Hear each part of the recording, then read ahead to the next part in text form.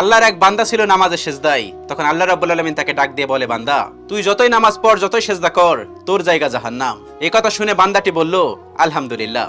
আল্লাহ তখন বলে, এই বান্দা, জাহান্নামের কথা শুনে কেউ আলহামদুলিল্লাহ কয়? বান্দা তখন বলে, আল্লাহ, জাহান্নামের মালিকও তুমি, জান্নাতের মালিকও তুমি। তুমি আল্লাহ খুশি হয়ে যদি আমাকে জাহান্নামও দাও, তাও আমার আপত্তি করার কোনো অধিকার নেই। আল্লাহ তখন বলেন, বান্দা, জাহান্নামে গেলে তুই পুড়ে যাবি, তোর খুব কষ্ট হবে। বান্দা তখন বলতেছে, আল্লাহ, কষ্ট শুধু আমার হবে না, তোমারও হবে। আল্লাহ তখন বলতেছে, বান্দা, তুই পুড়বি জাহান্নামের আগুনে, আমার কষ্ট হবে কেন? বান্দা তখন বলে, আল্লাহ, কোনো মায়ের কোল থেকে যদি কোনো বাচ্চা পানিতে পড়ে যায়, তাহলে কোনো মাই দূরে দাঁড়িয়ে থাকতে পারে না, দৌড়ে গিয়ে বাচ্চাকে কোলে নেয়। আমার বিশ্বাস ওই মায়ের চেয়ে কোটি কোটি গুণ দয়া তোমার বেশি। আমাকে জাহান্নাম দিলে তুমিও আল্লাহ শান্তি পাবে না। আল্লাহ তখন বলে, বান্দা, এই দলিল তুই কই পাইলি? বান্দা তখন বলে, আল্লাহ, আমাদের জাতির পিতা ইব্রাহিম আলাইহিস সালাম তোমার প্রেম মুখে নিয়ে যখন নমরুদের আগুনে পড়ে গেল, তার আগেই তুমি বলে দিলে